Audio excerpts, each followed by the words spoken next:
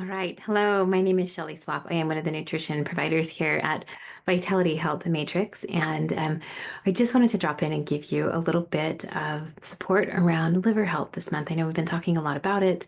For a lot of people, they're jumping into dry January for the first time, or maybe they're doing it again. And you're looking for ways to really help support your body to not only detoxify things more efficiently, but to maybe rebuild and repair some of the damage that's been done from stress and alcohol and sugar and all the things and hormones, all the things that come at us and that our liver has to process on a daily basis. So, at the risk of overwhelming you, there are so many great liver herbs out there. Today, I just wanted to talk about one. And it's a really, really well-known herb, but probably not one that you have. Maybe you haven't taken it in the past, and maybe you haven't understood how to do it or what it is exactly. So let's talk about milk thistle. Milk thistle, if you are familiar with it, is those of you who know what a thistle plant looks like. Most thistle grows most places in the United States, and in most parts of North America, Canada, and Mexico, and all those places, and certainly throughout the world. But milk thistle is a very specific type of thistle. And for those of you that are on the Zoom today, I wanted to show you, I'll share a video of, or excuse me, a picture of an actual milk thistle.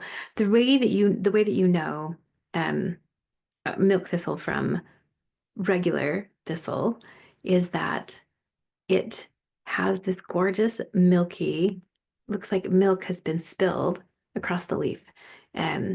Most thistle has a really pretty purple flower that comes out when it's ready to bloom. But milk thistle has, let's see if I can get this to work. Let's see, I may have to share it again. Sorry. Okay, let's see if we can bring this up so you can see it. And what I can do is turn my camera around really quickly so you can see. Maybe I can't.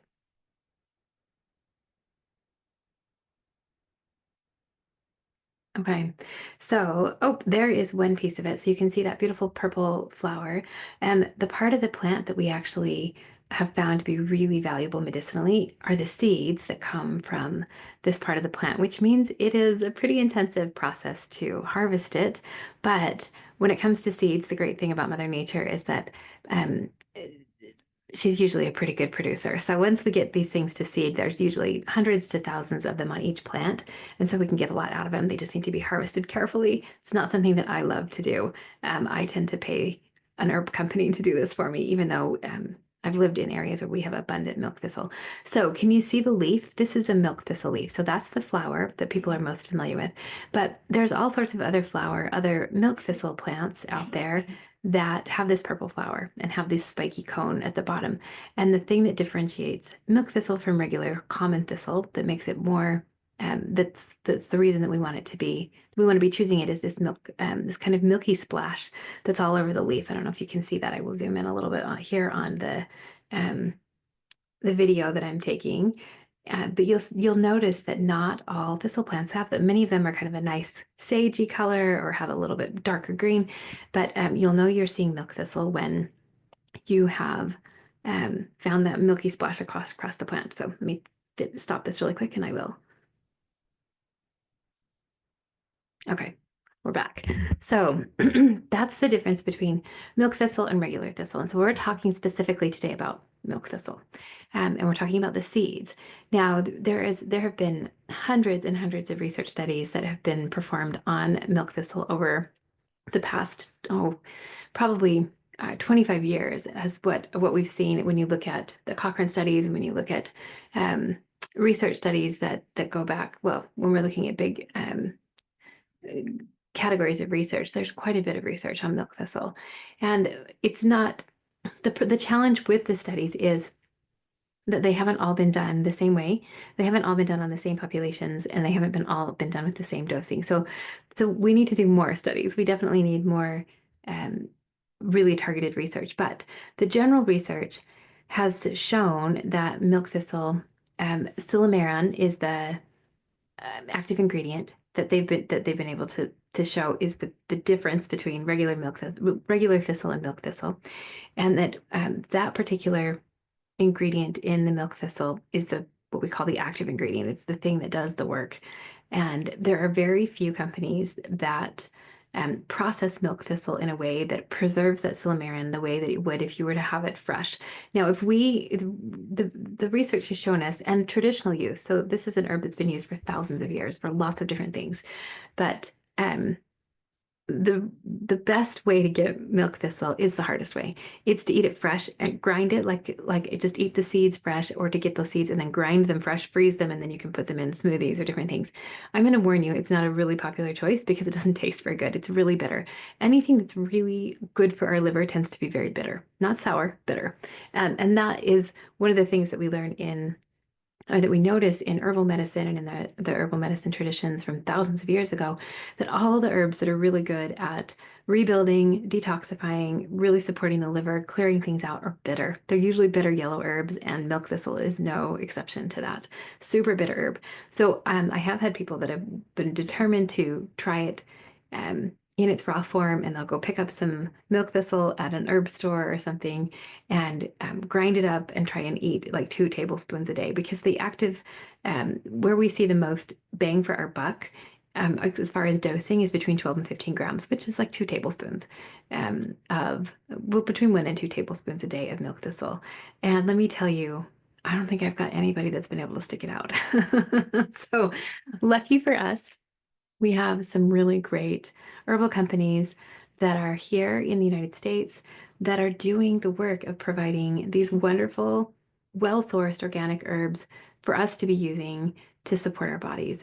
Gaia Herbs would be my choice. They have the only product here in the United States that has a really high potency of silymarin, so that's the active ingredient in milk thistle, and that they've been able to process it in such a way that they've been able to preserve the most of it. So it needs to be ground and processed and extracted cold.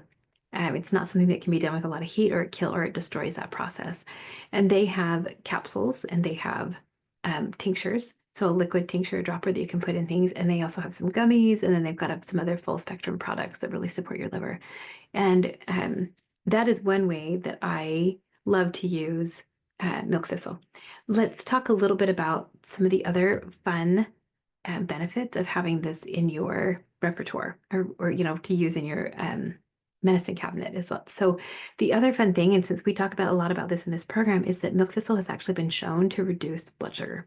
It improves insulin sensitivity and reduces insulin resistance, which is wonderful. It makes perfect sense, because if we're giving the liver more support, then the liver is more able to help support all sorts of other processes in the body. And we want to be making sure that we do all we can. Milk thistle also improves fat. So not only does it improve fasting insulin, it improves. It's considered very balancing. It helps to mitigate other disease processes. So it is really, we've got some good research around it showing that it helps to turn around non-alcohol fatty liver disease. That is actually getting renamed. It's now starting to show up in the literature as, I believe it's called metabolic liver disease. We'll see that being referred to more and more. So if you start to hear that, know that it means the same thing, that it's a fatty liver disease that's being caused by poor metabolism, by really poor metabolism and poor diet, and not necessarily attributed to alcohol. But we also have some good research showing that those who do have cirrhosis of the liver from alcohol really benefit from 2 doses a day of milk thistle. It's a very safe herb, but because it's so bitter, we want to take it away from other medications. And it is a really fun one to help with weight loss as well, because it is helping to move things through our body, clear them out, and detoxify us. So let me show you a fun way to get a little bit more milk thistle in your diet before I let you go. I'm going to turn this around one more time.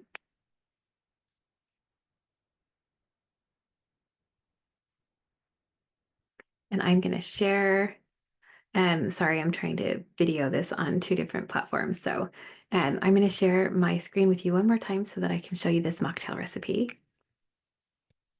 And let's present this so you can see it in big form. And there we go. Okay, so this is compliments of Gaia Herbs. It's one of their fun mocktails that they've put out there. It is a ginger citrus sparkler mocktail, which is really fun. And we'll talk another time about foods, additional foods that are really good for our liver. Things like blood orange that has all those really bright colors in it, deep colors. They have hints of sweet and bitter, like we talked about before, because bitter is such an important herb for our liver. Um, this has got a slice of ginger in it. Ginger is a phenomenal herb for pain, for inflammation, for so many things, for digestion. Half a teaspoon of fresh lemon juice. And this is where they use their tincture or their dropper of the liquid milk thistle. So that's a really fun thing to have on hand. And then sparkling water or club soda. And then you can add some honey or some maple syrup. If you need some additional sweetness, I would go for the honey because honey actually goes down and actually is better for your liver. And if you're sleeping at night and you tend to wake up a lot because your blood sugar can get low or bounce around, honey is one of those things that it goes to the liver and is immediately accessible for nighttime use when the body is working on um, all the things it needs to be doing at night and is struggling with blood sugar. So a little garnish of orange, blood orange, a ginger slice or a sprig of fresh thyme goes on top. Let's show you how to get that done. You just want to muddle the slices of ginger and the orange slices to release their flavors. Now, if you'd like to, you could make a tea with the ginger as well, or you can pick up a tea bag, a ginger tea, and use that and then muddle the orange in it.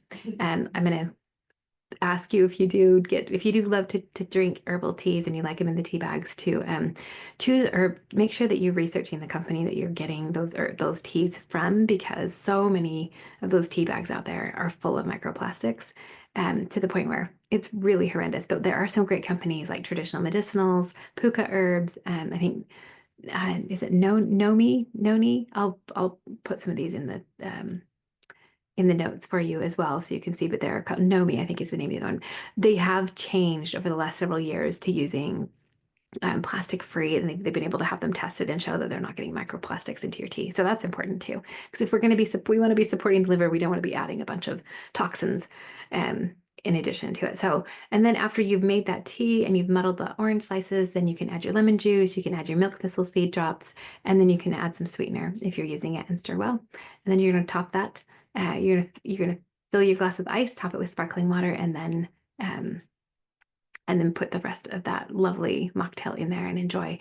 And if you are nervous about it being bitter or not sweet enough for you, then I would start small and just do a little bit of the milk thistle, and then the next time you have it, add a little bit more until your um, system can get used to that bitter flavor, because we do have bitter receptors on our tongue.